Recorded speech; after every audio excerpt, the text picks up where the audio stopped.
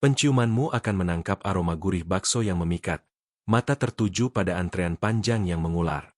Semua orang memuji rasa luar biasa dari bakso barokah milik Haji Sobirin. Tapi, tahukah kau? Di balik kenikmatan itu, ada rahasia gelap yang disembunyikan. Setiap gigitan yang kau telan, ada tumbal nyawa yang dikorbankan, daging kucing keramat yang dicincang, dan kewarasan seorang haji yang terkikis. Namun, harga yang harus dibayar Sobirin jauh lebih mengerikan. Karena pada akhirnya, ia akan menjadi bumbu rahasia dari bakso miliknya sendiri. Berani mencoba?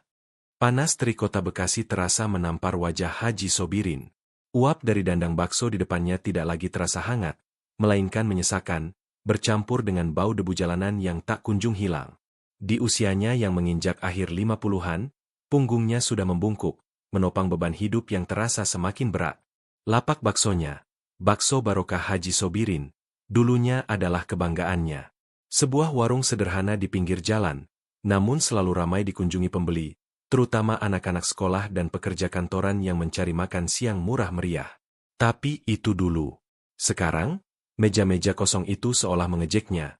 Kursi-kursi berantakan mencerminkan kekacauan dalam hatinya. Sudah hampir 3 bulan, warung baksonya sepi bak kuburan.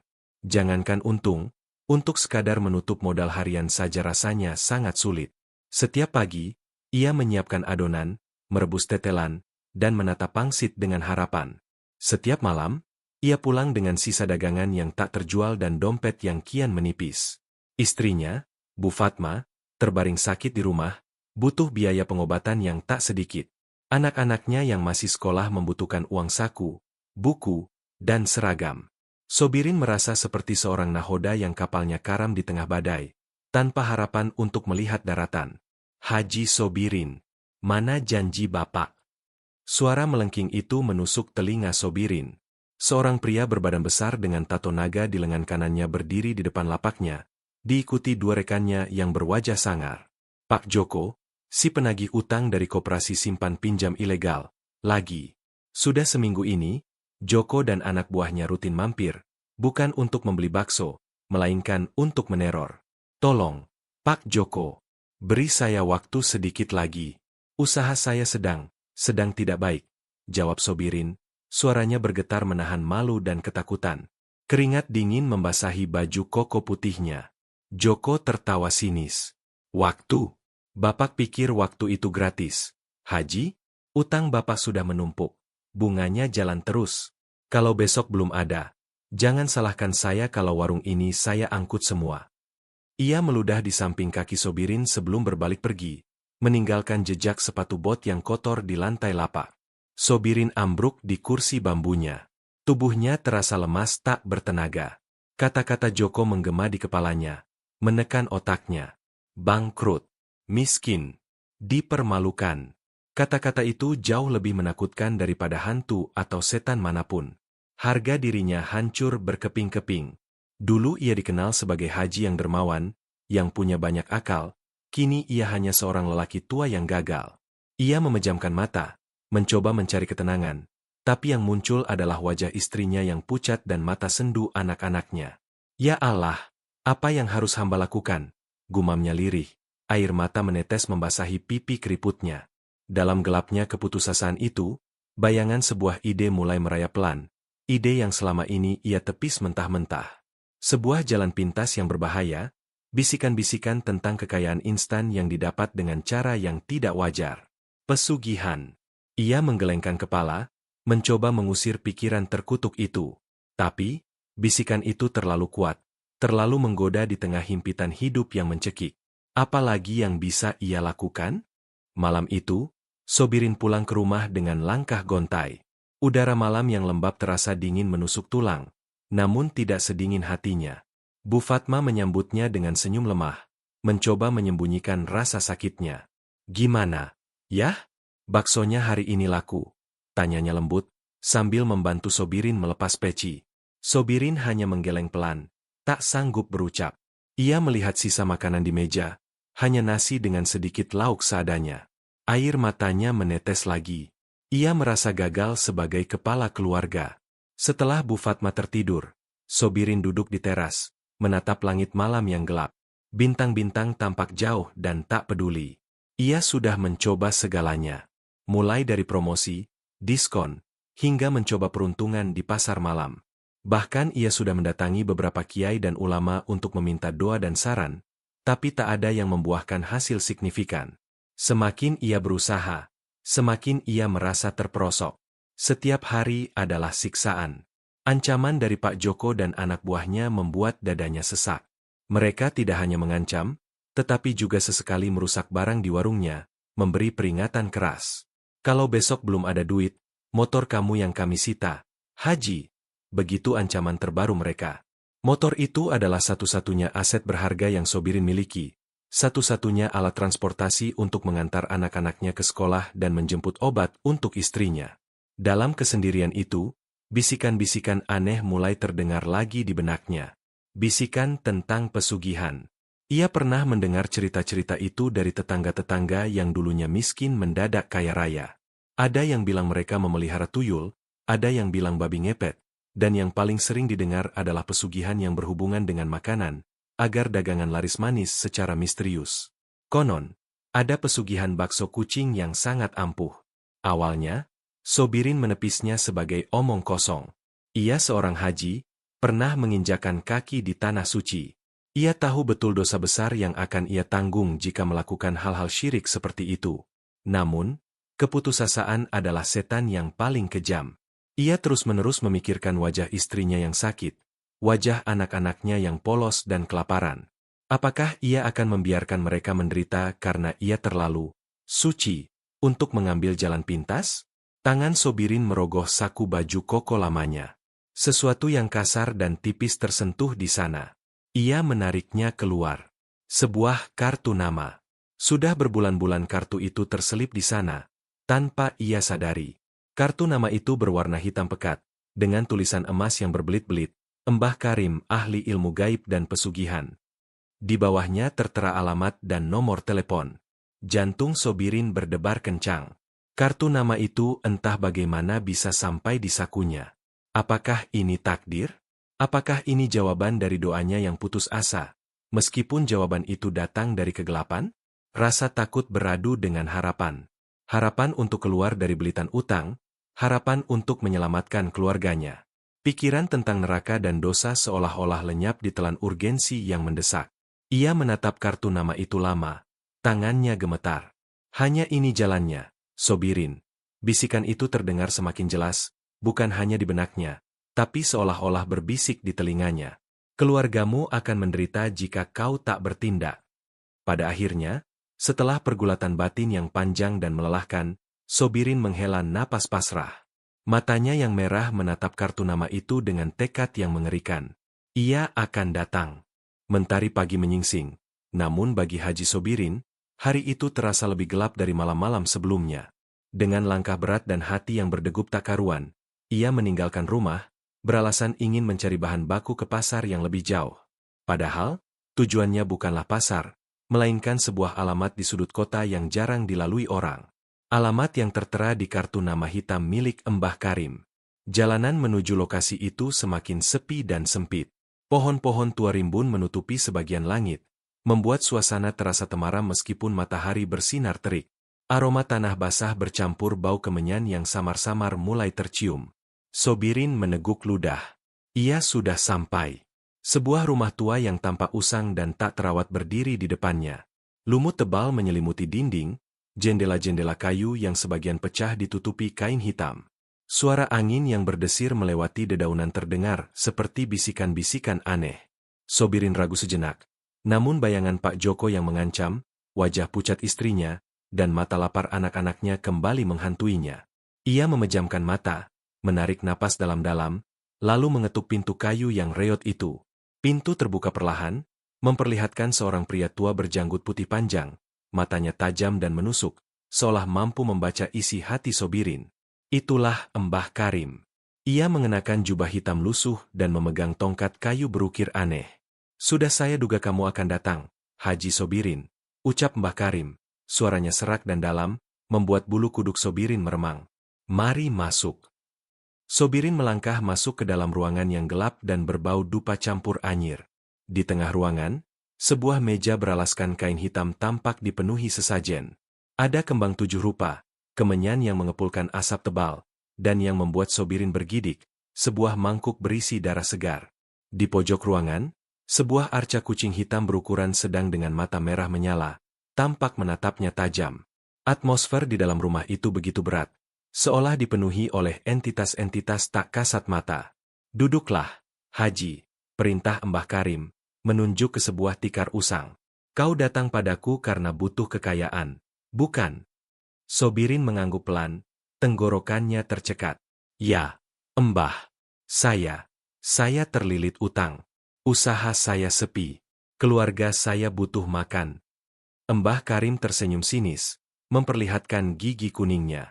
"Kekayaan itu ada harganya, Haji. Tidak ada yang gratis di dunia ini, apalagi di alam lain.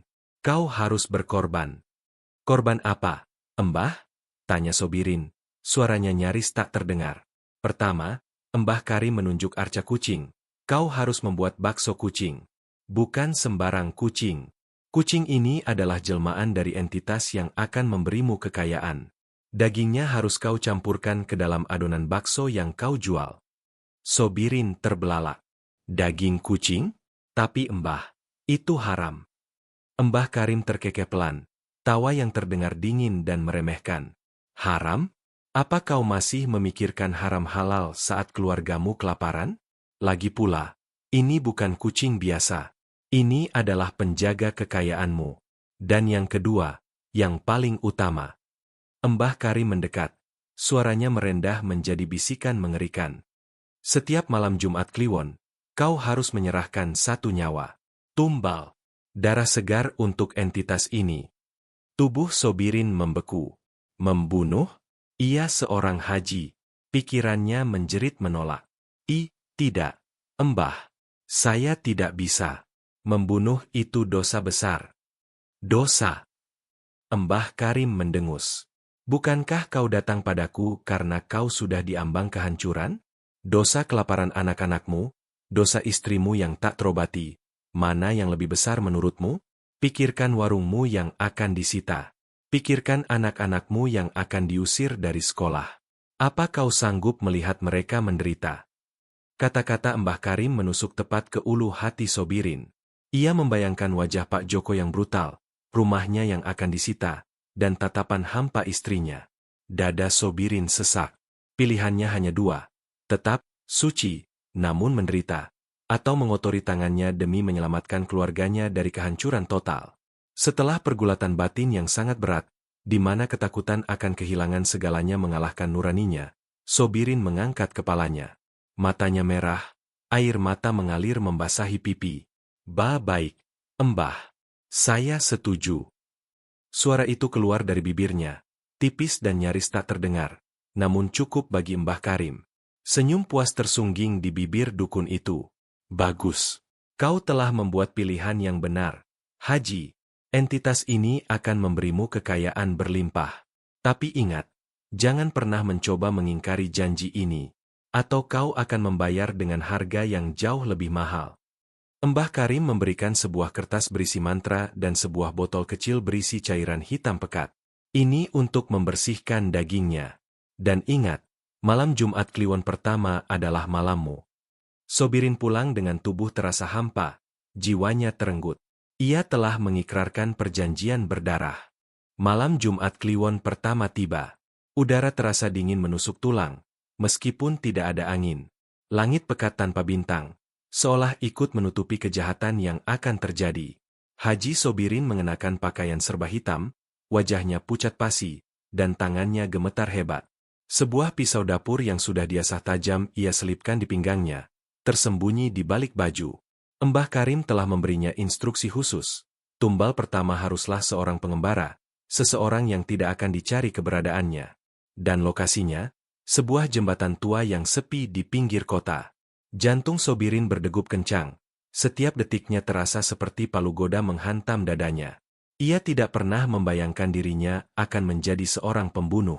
Selama ini ia hanya dikenal sebagai pedagang bakso yang sederhana, jujur, dan taat beribadah. Kini, ia akan mengotori tangannya dengan darah. Rasa jijik dan takut membanjiri dirinya, hampir membuatnya berbalik pulang. Namun, bisikan Mbah Karim tentang kemiskinan dan penderitaan keluarganya kembali terngiang, mendorongnya maju. Ia menunggu di bawah jembatan, bersembunyi di balik semak belukar yang rimbun. Dinginnya malam dan keheningan yang mencekam membuat pendengarannya semakin peka. Tiba-tiba, ia mendengar langkah kaki yang tak beraturan. Seseorang sedang mendekat. Sosok seorang pria tua dengan pakaian compang-camping, berjalan sempoyongan, jelas terlihat mabuk berat. Pria itu sesekali bergumam tidak jelas, tertawa sendiri, lalu terhuyung-huyung. Ini dia, tumbalnya. Napas Sobirin tertahan. Kakinya terasa lengket di tanah, seolah tak sanggup bergerak. Namun, ada kekuatan lain yang mendorongnya. Sebuah dorongan tak kasat mata yang sangat kuat. Ia melompat dari persembunyiannya, menubruk pria mabuk itu dengan seluruh kekuatannya. Pria itu, yang tidak siap, kehilangan keseimbangan dan jatuh terjerembab ke sisi jembatan yang kosong. Kepalanya membentur beton dengan suara berdebam yang mengerikan. Darah segar mengalir dari kepala pria itu, merembes di atas aspal yang kotor. Pria itu kejang-kejang sebentar. Matanya melotot kosong menatap langit, lalu tubuhnya kaku. Diam. Mati. Sobirin termuntah. Isi perutnya tumpah ruah di semak-semak. Aroma anyir darah memenuhi hidungnya, membuat perutnya bergejolak. Tubuhnya gemetar hebat. Ia berlutut di tanah, napasnya tersengal-sengal. Ya Allah, apa yang sudah saya lakukan? Rintihnya, air mata bercampur ludah dan muntahan. Ia menutup wajahnya dengan kedua tangan. Tangisan histerisnya tertahan di tenggorokan. Ia merasa kotor, hina, dan terkutuk. Setelah beberapa lama, Sobirin memaksa dirinya untuk berdiri. Ia harus membereskan ini. Dengan sisa-sisa tenaga, ia menyeret tubuh pria itu ke semak-semak yang lebih dalam, menutupi jejaknya sebisa mungkin. Pemandangan itu akan menghantuinya seumur hidup. Ketika ia kembali ke rumah, fajar mulai menyingsing.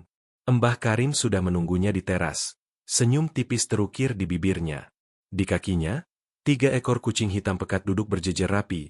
Mata mereka menyala merah seperti bara api, menatap Sobirin tanpa berkedip. Bulu mereka sangat gelap, bahkan lebih gelap dari malam. Bagus, Haji, kau telah menunaikan tugasmu, ucap Mbah Karim, menyerahkan sebuah kandang kecil berisi 3 kucing itu. Ini adalah berkahmu. Mereka adalah jelmaan entitas yang akan menjagamu. Sekarang, bawa mereka ke dapurmu.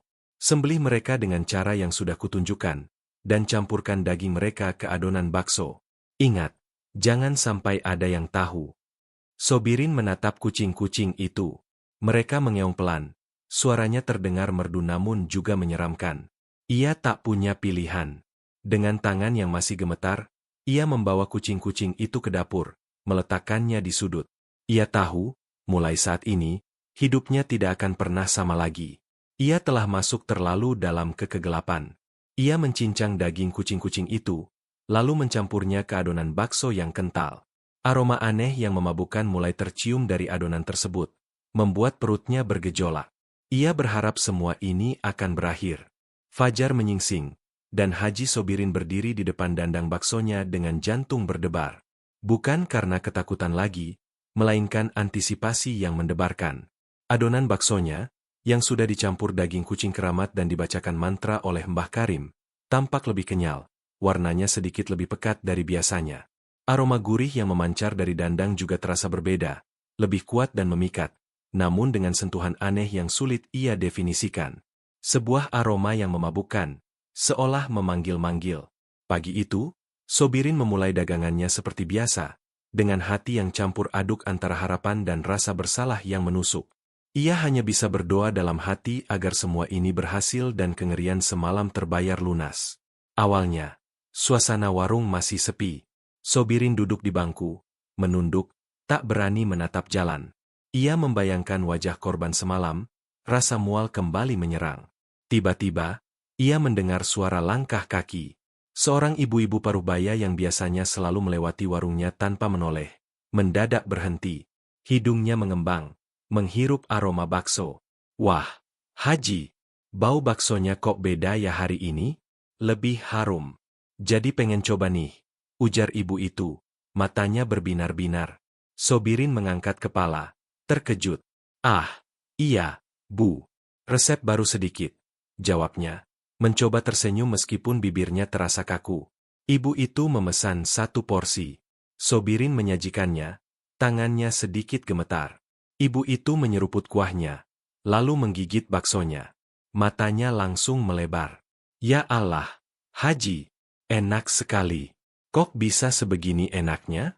Lebih gurih, lebih kenyal, ada rasa manis-manisnya. Serunya antusias. Aduh, jadi ketagihan nih. Tak lama kemudian, ibu itu memesan 1 porsi lagi untuk dibawa pulang. Dan dari situlah, keajaiban, atau kutukan, dimulai. Kabar tentang bakso barokah Haji Sobirin, dengan rasa yang luar biasa cepat menyebar dari mulut ke mulut. Seolah ada sihir tak kasat mata yang menarik orang-orang. Pembeli mulai berdatangan. Satu persatu, lalu 2 per 2, hingga akhirnya antrean mengular sampai ke jalan. Sobirin bekerja tanpa henti. Tangannya sibuk meracik bakso, menyajikan kuah, dan menerima uang. Ia melihat wajah-wajah puas para pelanggannya, mendengar pujian-pujian yang tak henti-henti. Baksonya Haji Sobirin memang beda. Rasanya nagih. Sampai ke bawah mimpi enaknya. Bahkan, beberapa pelanggan terlihat seperti orang kecanduan, tak bisa berhenti makan. Mata mereka tampak berkaca-kaca, seolah merasakan kenikmatan yang luar biasa. Ada semacam aura yang terpancar dari setiap mangkuk bakso itu, memikat dan menghipnotis. Dalam hitungan hari, omzet Sobirin melonjak drastis.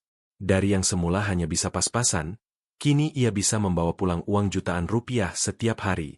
Ia bisa melunasi semua utangnya pada Pak Joko, yang kini hanya bisa menatapnya dengan pandangan tak percaya.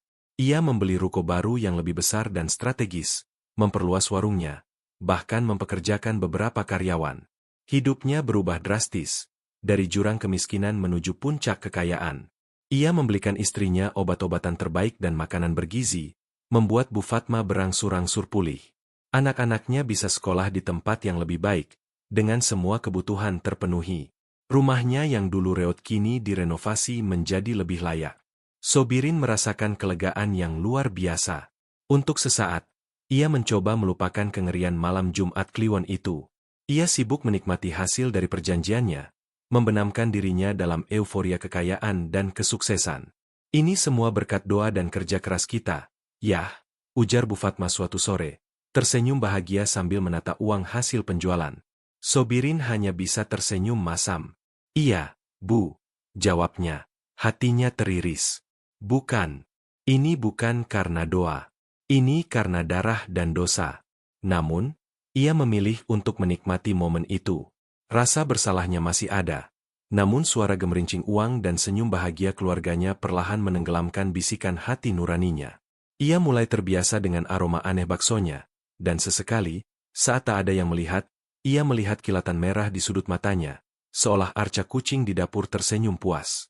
Ia tahu, perjanjian itu telah bekerja, dan ia harus membayarnya. Kesuksesan bakso Haji Sobirin terus melambung tinggi. Warungnya tak pernah sepi, bahkan di jam-jam yang biasanya tidak ramai. Reputasinya menyebar hingga ke kota-kota tetangga, menarik para penikmat kuliner untuk datang dan mencicipi bakso keramat Haji Sobirin, yang konon memiliki rasa tiada duanya. Sobirin pun menjadi sosok yang disegani di lingkungannya, jauh berbeda dengan dirinya yang dulu terpuruk. Namun, di balik gemerlap kekayaan itu, ada bayaran yang tak pernah berhenti menghantuinya. Setiap malam Jumat Kliwon, lingkaran darah itu kembali membelit. Setelah tumbal pertama yang begitu sulit, tumbal kedua dan ketiga terasa sedikit lebih mudah. Bukan berarti Sobirin sudah tidak merasa takut, tetapi rasa putus asa dan ketakutan akan kehilangan segalanya, termasuk kemewahan yang baru ia rasakan, jauh lebih besar daripada rasa takutnya akan dosa. Tumbal kedua adalah seorang penjual asongan yang sering tidur di emperan toko. Sobirin memancingnya dengan tawaran makanan, lalu memukul kepalanya dengan batu besar saat si penjual asongan lengah. Suara retakan tulang dan bau amis darah yang menyembur membuat Sobirin mual, tapi ia tidak muntah seperti kali pertama. Ia sudah lebih kejam, lebih terencana. Tubuhnya gemetar, namun tangannya tak lagi sepasrah dulu. Tumbal ketiga adalah seorang remaja putus sekolah yang sering mangkal di perempatan. Sobirin memintanya untuk membantu mengangkat barang ke gudang yang gelap, lalu dengan cepat mencekiknya dari belakang hingga napasnya terhenti. Pergulatan singkat itu meninggalkan bekas cakaran di lengan Sobirin dan tatapan mata kosong sang remaja yang menghantuinya selama berhari-hari. Ia membersihkan semuanya dengan teliti, menghapus jejak, dan kembali ke rumah sebelum fajar menyingsing. Rasa bersalahnya perlahan terkikis. Nuraninya berteriak. Namun suaranya semakin samar di tengah dentingan koin dan senyum palsu yang ia pamerkan di siang hari. Ia mulai terbiasa dengan ritual mengerikan itu, seolah-olah membunuh adalah bagian dari rutinitas bisnisnya. Namun, desensitisasi itu datang dengan harga mahal. Sobirin mulai merasakan perubahan pada dirinya. Tidurnya tidak pernah nyenyak. Setiap malam, ia terbangun dengan keringat dingin, dikejar mimpi buruk tentang wajah-wajah korbannya yang menuntut balas dendam. Mata mereka melotot, mulut mereka berbusa, berteriak-teriak memanggil namanya. Terkadang, ia mendengar suara bisikan-bisikan aneh di telinganya, suara tawa yang menyeramkan, atau rintihan pilu yang mengikutinya kemanapun ia pergi. Perubahan fisik juga mulai terlihat. Matanya cekung, lingkaran hitam membayangi, meskipun ia telah bergelimang harta. Rambutnya memutih dengan cepat, kulitnya menjadi lebih keriput, seolah usianya melonjak puluhan tahun dalam beberapa bulan. Ia sering menyendiri, menghindari keramaian, bahkan menghindari tatapan mata istrinya yang penuh kasih. Ia merasa kotor, merasa bahwa aura gelap dari dosanya telah menyelimutinya. Kucing-kucing hitam yang diberikan Mbah Karim juga semakin sering menampakkan diri. Bukan hanya di dapur, tapi kadang-kadang Sobirin melihat mereka duduk di sudut ruangan warung, di bawah meja, bahkan di atas lemari. Mata mereka selalu menyala merah, mengawasinya tanpa berkedip. Terkadang, saat ia sendirian, ia mendengar mereka mengeong.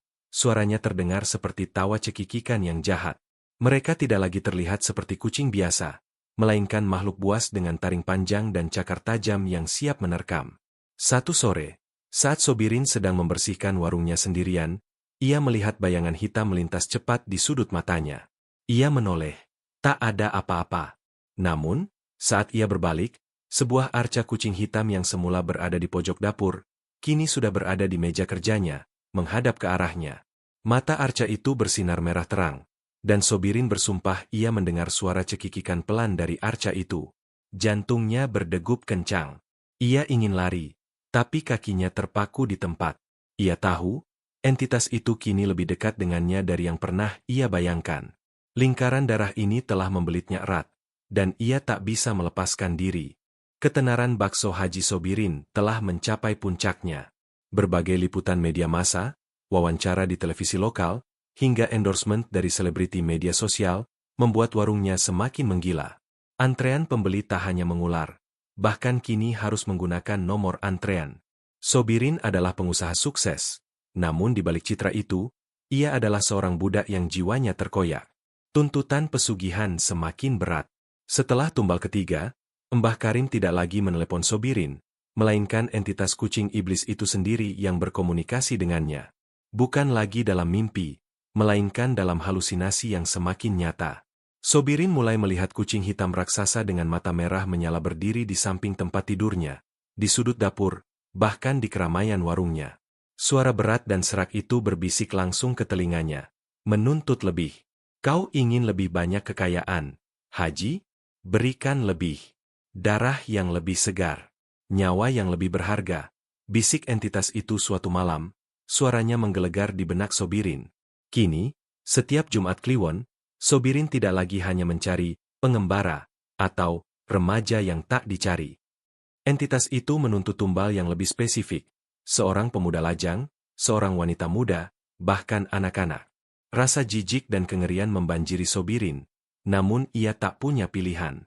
Ia telah menjual jiwanya, dan entitas itu memegang kendali penuh. Pembunuhan demi pembunuhan dilakukan Sobirin dengan tingkat kebrutalan yang meningkat. Ia menggunakan metode yang lebih kejam, seolah ada kekuatan lain yang menggerakkan tangannya. Ia melihat dirinya berubah menjadi monster, tanpa ampun, tanpa belas kasihan. Setiap tetes darah yang tumpah adalah bayaran untuk setiap tumpukan uang di brankasnya. Dampak dari semua itu terhadap kewarasannya sangat parah. Sobirin hampir tidak tidur. Setiap kali ia mencoba memejamkan mata, wajah-wajah korbannya muncul, membusuk, berlumuran darah, berteriak-teriak menuntut pembalasan. Ia sering terbangun dengan jeritan di tenggorokannya. Tubuhnya berlumuran keringat dingin. Halusinasinya tidak lagi hanya berupa kucing raksasa. Ia mulai melihat wajah-wajah korbannya di keramaian, di antara para pembeli baksonya. Seorang ibu tua yang ia dorong ke jurang kini duduk di kursi warungnya, menyeruput bakso dengan senyum mengerikan. Seorang pemuda yang ia tabrak dengan motor kini berdiri di depannya, menatapnya dengan mata kosong. Ia bahkan pernah melihat anak kecil yang ia pancing ke sungai hingga tenggelam, berdiri di samping Mbah Karim, tersenyum sinis padanya. Paranoia menggerogoti setiap sendi kehidupannya. Sobirin tidak bisa lagi mempercayai siapapun. Ia curiga pada karyawannya, pada tetangganya, bahkan pada istrinya sendiri. Ia yakin semua orang tahu rahasianya, semua orang mengawasinya. Ia mulai mengunci diri di kamar setelah pulang kerja, berbicara sendiri, bergumam tentang darah dan dosa. Mereka mengikutiku. Mereka ada di mana-mana. Teriaknya suatu malam di dapur, saat istrinya menemukan Sobirin sedang bicara pada arca kucing yang kosong. Bu Fatma, yang khawatir dengan kondisi suaminya, mencoba menenangkannya. Haji, kamu kenapa? Kamu sakit. Ya. Sobirin menepis tangan istrinya. Pergi. Kalian semua ingin mengambil hartaku. Jangan sentuh aku. Matanya memerah. Sorotnya liar. Entitas kucing iblis itu kini tidak hanya berbisik, tapi juga menguasai sebagian besar pikirannya. Sobirin merasa seperti boneka yang digerakkan oleh tali. Ia melakukan semua perintah entitas itu tanpa sadar, seolah tubuhnya bukan miliknya sendiri. Bahkan saat ia sedang meracik bakso, ia kadang-kadang merasakan gigil aneh menjalari tangannya, dan ia bersumpah ia bisa mencium bau darah segar yang samar-samar dari adonan baksonya. Kewarasan Haji Sobirin terkikis habis, digantikan oleh kegilaan yang mengerikan. Ia adalah Raja Bakso, tetapi juga seorang pembunuh berantai yang terjebak dalam lingkaran setan yang tak berujung. Puncak konflik ini bukan lagi tentang utang atau kekayaan, melainkan tentang pertempuran jiwanya yang sekarat melawan kekuatan jahat yang telah ia undang. Dan ia tahu, pertempuran ini sudah ia kalahkan jauh sebelum dimulai. Bakso Haji Sobirin telah mencapai puncak kejayaannya. Cabang-cabang baru dibuka di berbagai kota. Omsetnya tak terhitung. Sobirin kini hidup dalam kemewahan yang tak pernah ia bayangkan. Namun, semakin tinggi ia terbang, semakin dalam ia terjerembab ke dalam jurang kegilaan dan kengerian. Harga yang harus dibayarnya semakin mahal, tidak hanya nyawa, tetapi juga sisa-sisa kemanusiaannya. Entitas kucing iblis yang selama ini bersembunyi di balik arca dan bisikan, kini semakin berani menampakkan wujud aslinya. Ia tidak lagi hanya muncul dalam halusinasi, tetapi juga sebagai bayangan hitam pekat yang melintas cepat di pandangan Sobirin, atau suara geraman rendah yang menggema di telinganya saat ia sendirian. Kucing-kucing hitam yang dulu diberikan Mbah Karim, kini berukuran lebih besar, taringnya semakin runcing, dan mata merahnya memancarkan aura haus darah. Mereka seperti penjaga neraka yang terus mengawasinya. Kau sudah kaya, Haji. Sekarang, saatnya membayar lebih. Suara berat entitas itu menggelegar dalam benak Sobirin, tak lagi berupa bisikan, melainkan perintah langsung. Aku bosan dengan tumbal-tumbal biasa. Aku ingin yang lebih. Sesuatu yang sangat berharga bagimu. Sobirin menggigil. Ia tahu apa maksudnya. Sesuatu yang berharga baginya? Mungkinkah itu keluarganya? Ia tidak sanggup membayangkannya. Tidak. Jangan sentuh mereka. Ambil hartaku saja. Ambil semuanya. Teriak Sobirin di kamarnya yang mewah, padahal ia sendirian. Namun, entitas itu hanya tertawa. Tawa yang terdengar seperti gesekan kuku panjang di papan tulis. Hartamu adalah milikku, Haji, dan nyawamu juga. Kau hanyalah boneka yang kutemukan di ambang kehancuran. Aku yang memberimu segalanya, dan aku berhak mengambil apapun darimu. Dalam keputusasaan, Sobirin mencoba mencari jalan keluar. Ia kembali mendatangi Mbah Karim, berharap dukun itu bisa membatalkan perjanjian. Ia bahkan menawarkan uang berlimpah, semua hartanya jika perlu, asalkan ia bisa lepas dari jeratan ini. Namun, Mbah Karim hanya menggelengkan kepala. Sudah kubilang, Haji, tidak ada jalan kembali. Jiwamu sudah menjadi milik entitas itu. Aku hanya perantara. Semakin besar yang kau dapat, semakin besar yang harus kau bayar. Dan kau sudah terlalu banyak mengambil. Mbah Karim tersenyum sinis. Senyum yang tak lagi seperti manusia. Mata dukun itu, yang semula tajam, kini tampak kosong dan menyala merah redup, seolah ada entitas lain yang berdiam di dalamnya. Sobirin menyadari, Mbah Karim pun mungkin hanyalah budak dari pesugihan yang sama, atau bahkan bagian dari tipuan besar ini. Sobirin mencoba lari. Ia meninggalkan rumahnya yang mewah, mencoba bersembunyi di sebuah penginapan kecil di kota lain. Namun, suara bisikan entitas itu tak pernah hilang. Ia melihat bayangan kucing hitam raksasa di setiap sudut kamar. Ia mendengar jeritan korban-korbannya di balik tembok. Ia tidak bisa tidur, tidak bisa makan. Dimanapun ia berada, kengerian itu mengikutinya. Ketika ia mencoba menyiapkan adonan bakso di warungnya, tangannya seringkali kejang-kejang. Aroma bakso yang dulu memikat, kini terasa seperti bau darah dan daging busuk. Setiap kali ia melihat pelanggan menyeruput baksonya dengan lahap, ia merasa mual. Ia tahu, mereka tidak hanya menikmati bakso, tetapi juga memakan sebagian kecil dari dosa dan kegilaan yang ia pikul. Entitas itu semakin sering mengendalikan tubuhnya. Kadang-kadang, Sobirin akan terbangun di sebuah tempat asing, tanpa mengingat bagaimana ia sampai di sana, dan di sekelilingnya terdapat tanda-tanda kekerasan yang tidak ia lakukan secara sadar. Ia adalah sebuah kapal tanpa kemudi, hanya mengikuti arus kehendak entitas yang bersemayam dalam dirinya. Setiap Jumat Kliwon, ia pergi berburu tumbal dengan langkah yang otomatis. Ia tak lagi merasakan rasa bersalah, hanya kepasrahan. Ia adalah pemburu, dan ia juga mangsa. Ia menyadari sepenuhnya bahwa ia terjebak. Ia tidak bisa lari, ia tidak bisa mengelak. Lingkaran setan ini telah memenjarakannya, dan entitas itu akan mengambil apapun yang diinginkannya. Harga kekayaan ini bukan hanya nyawa orang lain, tetapi juga nyawa dan kewarasan Haji Sobirin sendiri. Ia adalah Raja Bakso yang telah kehilangan segalanya, kecuali hartanya yang fana. Di tengah gemerlap lampu kota dan kesibukan warung baksonya yang tak pernah sepi, Haji Sobirin adalah jiwa yang kosong. Ia mengenakan senyum palsu di siang hari, menyapa para pelanggan dengan ramah, seolah tak ada beban yang menghimpitnya. Namun, di dalam dirinya, ia adalah mayat hidup, terperangkap dalam neraka yang ia ciptakan sendiri. Rasa penyesalan kini menghantamnya dengan telak, lebih keras dari pukulan debt collector manapun.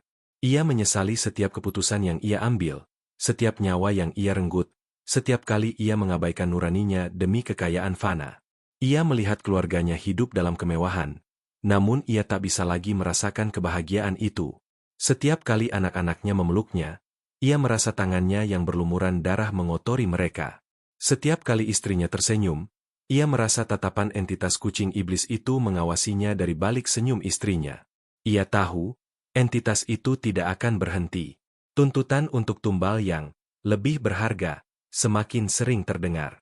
Sobirin tak sanggup membayangkan jika yang akan menjadi tumbal berikutnya adalah orang-orang terdekatnya. Ia mencintai keluarganya lebih dari apapun di dunia ini, dan pikiran untuk mengorbankan mereka adalah siksaan yang lebih parah daripada kematian itu sendiri. Sudah cukup. Aku tidak sanggup lagi, teriak Sobirin suatu dini hari di dapur warungnya, hanya ditemani arca kucing hitam yang mata merahnya bersinar lebih terang dari biasanya. Ia mencoba membanting arca itu, menghancurkannya. Namun, seolah ada dinding tak kasat mata yang menghalangi tangannya. Arca itu tak bergerak sedikit pun, seolah mengejek kekuatannya yang tak berarti. Kau adalah milikku, Haji, dan semua yang kau punya adalah milikku. Bisikan entitas itu menggema, kali ini terdengar lebih dekat, seolah keluar langsung dari arca itu. Jika kau mencoba menolak, aku akan mengambil semuanya, satu persatu, dengan cara yang paling mengerikan. Sobirin terduduk lemas di lantai, air mata dan ingus bercampur di wajahnya. Ia mencoba mencari cara untuk mengakhiri semua ini. Ia berpikir untuk menyerahkan diri ke polisi, membongkar semua kejahatannya. Namun, bagaimana jika Mbah Karim atau entitas itu akan menghukum keluarganya? Bagaimana jika ia dipenjara, dan keluarganya kembali miskin tanpa dirinya? Rasa takut akan konsekuensi itu melumpuhkannya. Ia juga berpikir untuk melarikan diri jauh-jauh, ke tempat yang tak terjangkau. Tapi ia sudah mencoba, dan kegelapan itu selalu mengikutinya. Jumat Kliwon kembali menjelang. Sobirin tahu, ini mungkin malam penentuan. Ia merasakan firasat buruk yang sangat kuat, sebuah perasaan bahwa kali ini akan berbeda. Ia membersihkan warungnya dengan teliti, merapikan setiap kursi dan meja, seolah-olah ia sedang mempersiapkan diri untuk perpisahan. Ia menatap dandang baksonya yang mengepul, aroma gurihnya kini terasa menjijikan. Aku akan melakukan yang terakhir, bisiknya pada diri sendiri, suaranya parau. Tumbal terakhir. Dalam keputusasaan, ia mempersiapkan diri untuk berburu tumbal. Ia memilih lokasi yang lebih terpencil, jauh dari keramaian, berharap bisa menyelesaikan tugasnya secepat mungkin. Ia tak tahu, apakah ini akan menjadi pengorbanan terakhir yang akan mengakhiri penderitaannya, atau justru awal dari penderitaan yang lebih besar. Saat ia berjalan di jalanan sepi, angin berdesir kencang, seolah membisikkan namanya. Pohon-pohon melambai-lambai, bayangannya tampak menari-nari seperti arwah-arwah yang memanggilnya. Ia melihat kilatan-kilatan merah di antara dedaunan, seolah mata-mata entitas itu mengawasinya dari segala arah. Setiap langkahnya terasa seperti menuju ke sebuah jurang yang dalam. Ia adalah seekor domba yang digiring ke tempat penyembelihan, tak berdaya dan pasrah. Jiwanya yang lelah hanya ingin semua ini segera berakhir, entah bagaimana caranya. Malam Jumat Kliwon itu terasa berbeda. Udara begitu pekat, seolah dipenuhi energi gaib yang menyesakkan dada. Langit diselimuti awan hitam tebal, tak ada bintang yang terlihat, bahkan bulan pun enggan menampakkan diri. Haji Sobirin, dengan hati yang hampa dan pikiran yang kalut, keluar dari rumahnya. Ia berjalan menuju lokasi yang telah ia tentukan untuk tumbalnya yang terakhir. Namun, setiap langkah yang ia ambil terasa berat, seolah ada tangan tak kasat mata yang menariknya ke arah yang berbeda. Semakin ia berusaha menjauh dari rumah, semakin kuat tarikan itu. Bukan ke arah jembatan atau gang sepi, melainkan ke arah warung baksonya sendiri. Sebuah kekuatan tak kasat mata menguasai tubuhnya, memaksanya berbelok, mengikuti jalanan yang familiar menuju tempat di mana ia merenggut nyawa demi kekayaan. Tidak, aku tidak mau ke sana, rintis Sobirin dalam hati, namun suaranya tak bisa keluar. Mulutnya terkunci, tubuhnya bergerak di luar kendalinya. Ia berjalan seperti boneka, menuruti kemauan entitas yang kini sepenuhnya menguasai dirinya. Ia sampai di depan warung baksonya. Pintu yang terkunci rapat tiba-tiba terbuka perlahan, mengeluarkan suara derit panjang yang menyeramkan. Di dalam warung, gelap gulita, namun ia bisa melihat cahaya merah terang bersinar dari dapur. Cahaya itu memanggil-manggilnya, menariknya masuk ke dalam kegelapan. Sobirin melangkah masuk. Pintu menutup di belakangnya dengan suara blam yang keras, mengunci dirinya di dalam bersama kengerian yang tak terbayangkan. Aroma bakso yang selama ini memikat, kini bercampur dengan bau anyir darah dan busuknya daging. Di dapur, arca kucing hitam itu tampak hidup. Mata merahnya menyala ganas, seolah menatapnya dengan nafsu membara. Ukurannya terlihat membesar, memenuhi seluruh ruangan. Taringnya yang runcing tampak menonjol, dan cakar-cakarnya memanjang, siap menerkam. Di sekeliling arca, kucing-kucing hitam peliharaan Mbah Karim yang dulunya 3 ekor, kini berjumlah belasan. Semuanya menatap Sobirin dengan mata merah menyala, siap menerkam. Selamat datang, Haji Sobirin. Suara berat entitas kucing iblis itu menggelegar di seluruh ruangan. Kali ini bukan lagi bisikan di benaknya, melainkan suara fisik yang menakutkan, seolah keluar langsung dari mulut arca kucing raksasa itu. Sudah lama aku menunggumu. Sobirin jatuh berlutut. Tubuhnya gemetar hebat. Ia berusaha merangkak mundur, menjauh dari entitas itu, namun dinding di belakangnya seolah-olah bergerak, menguncinya. Apa yang kau inginkan dariku?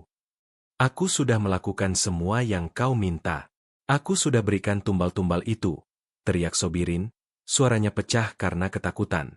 Entitas itu tertawa, tawa yang menusuk tulang, lebih mengerikan dari suara hantu. Bodoh. Kau pikir kau bisa lolos semudah itu, Haji? Kau pikir kau yang mengendalikan? Sejak awal, kaulah yang kami inginkan. Sebuah bayangan hitam besar melintas di sudut mata Sobirin. Itu adalah Mbah Karim. Dukun itu berdiri di ambang pintu dapur, wajahnya menyeringai jahat.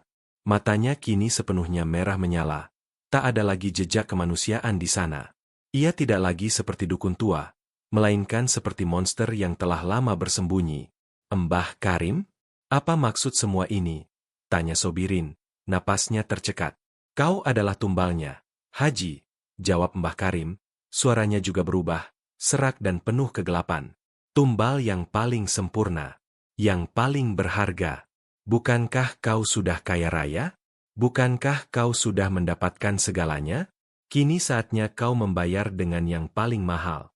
Sobirin terkesiap. Ia adalah tumbal yang lebih besar, yang selama ini diminta entitas itu. Ia adalah bagian dari rencana ini sejak awal. Ia bukan lagi pedagang bakso, bukan lagi seorang haji. Ia hanyalah mangsa yang selama ini dipelihara untuk disembelih pada waktunya. Semua kekayaan, semua kesuksesan, hanyalah umpan untuk menariknya lebih dalam ke dalam jebakan kematian. Arca kucing raksasa itu maju selangkah. Taringnya meneteskan cairan hitam pekat. Kucing-kucing hitam kecil yang mengelilinginya mulai menggeram, siap menerkam. Sobirin tahu, ini adalah akhir dari perjalanannya. Pengkhianatan terakhir telah terjadi, dan ia akan membayar harga yang tak pernah ia duga. Teriakan Haji Sobirin menggema di dalam warung baksonya yang gelap, namun tak ada yang mendengar. Suara itu teredam oleh dinding-dinding ruko dan diselimuti oleh aura gelap dari entitas kucing iblis yang kini menampakkan wujud aslinya. Ia mencoba melawan, menendang, dan memukul. Namun tubuhnya yang tua dan rapuh tak berdaya melawan kekuatan supernatural itu. Cakar-cakar tajam entitas itu mengoyak kulitnya. Taringnya menancap dalam di dagingnya. Darah segar menyembur, membasahi lantai keramik dapur. Mbah Karim hanya berdiri di ambang pintu, menyeringai puas, menikmati pemandangan mengerikan di depannya. Mata merahnya bersinar semakin terang, memancarkan kegembiraan iblis. Kucing-kucing hitam kecil yang mengelilingi arca raksasa itu ikut melompat, merobek-robek tubuh Sobirin yang sudah tak berdaya. Jeritan Sobirin perlahan meredup, menjadi rintihan lemah, lalu akhirnya hening. Tubuhnya ambruk, terkoyak-koyak, berlumuran darah di genangan merah yang menggenang di lantai dapur. Entitas kucing iblis itu kini berubah kembali menjadi arca, namun dengan aura yang lebih kuat dan mata yang lebih menyala. Mbah Karim melangkah maju, tangannya memegang sebuah pisau besar yang berkilauan. Dengan gerakan tenang dan dingin, ia mulai mencincang tubuh Haji Sobirin yang sudah tak bernyawa. Dagingnya, tulangnya, semua dicampur ke dalam adonan bakso yang masih tersisa di baskom besar. Darah Sobirin menjadi bumbu, dan bagian tubuhnya menjadi isian yang istimewa. Ini adalah bakso terlezat yang pernah ada, Haji. Bakso dengan jiwa dan raga sang pemilik, bisik Mbah Karim pada adonan itu, seolah berbicara pada jiwa Sobirin yang terperangkap di dalamnya. Pagi harinya, warung bakso Barokah Haji Sobirin kembali buka seperti biasa. Karyawan yang datang tidak melihat keanehan apapun, kecuali sedikit bau amis yang mereka anggap lumrah di dapur. Dandang bakso mengepulkan uap, aroma gurihnya menyebar kemana-mana, lebih kuat, lebih memikat, dan lebih adiktif dari sebelumnya. Para pelanggan berdatangan seperti biasa, mengantre panjang, tak sabar mencicipi bakso yang begitu viral. Enak banget baksonya, Haji, seru seorang pelanggan, menyeruput kuah dengan lahap. Mereka tidak tahu bahwa yang mereka santap bukan lagi daging sapi atau daging kucing, melainkan bagian dari tubuh Haji Sobirin sendiri. Mereka menikmati setiap suapan, memuji rasa gurih yang tak tertandingi, tanpa menyadari bahwa mereka sedang mengonsumsi daging manusia yang dibumbui oleh dosa dan kutukan. Hari demi hari berlalu. Bisnis bakso itu terus berjalan lancar, dikelola oleh karyawan-karyawan Sobirin yang setia, dan diawasi diam-diam oleh Mbah Karim yang sesekali mampir dengan senyum misterius. Tidak ada yang curiga, sampai suatu siang yang terik, seorang pelanggan tetap bernama Pak Rahmat, yang sudah langganan bakso Sobirin selama bertahun-tahun, sedang menikmati porsi ketiganya. Saat sendoknya menyentuh dasar mangkuk, ia merasakan sesuatu yang aneh. Bukan bakso, bukan tetelan. Sesuatu yang kasar, gelap, dan keriting. Pak Rahmat mengangkatnya, dan matanya langsung terbelalak. Di ujung sendoknya, terselip sebuah potongan kecil jenggot putih yang sangat familiar. Jenggot milik Haji Sobirin. Pak Rahmat berteriak. Mangkuk baksonya terjatuh, pecah berserakan di lantai. Teriakan itu menarik perhatian pelanggan lain. Beberapa dari mereka melihat apa yang ada di sendok Pak Rahmat, dan kepanikan pun pecah. Suara-suara ngeri, muntahan, dan jeritan memenuhi warung. Kabar tentang penemuan mengerikan itu menyebar seperti api. Dalam hitungan jam, warung bakso Barokah Haji Sobirin dikepung massa dan polisi. Namun, tidak ada jejak Haji Sobirin yang ditemukan. Ia menghilang tanpa jejak, seolah ditelan bumi. Mbah Karim juga tak bisa ditemukan, menghilang dari peredaran. Warung bakso itu disegel, dan tak pernah dibuka lagi. Investigasi polisi tidak menemukan tubuh Sobirin atau bukti kuat lainnya, hanya cerita-cerita gila dari para pelanggan yang panik. Kisah pesugihan bakso kucing Haji Sobirin menjadi legenda urban yang diceritakan turun-temurun di Bekasi. Sebuah peringatan mengerikan tentang harga kesuksesan instan, tentang jalan pintas yang berujung pada kehancuran total.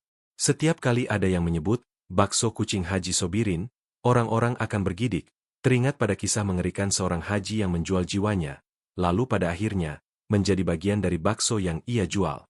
Rohnya mungkin terperangkap abadi dalam setiap gigitan bakso, menuntut tumbal-tumbal baru, selamanya.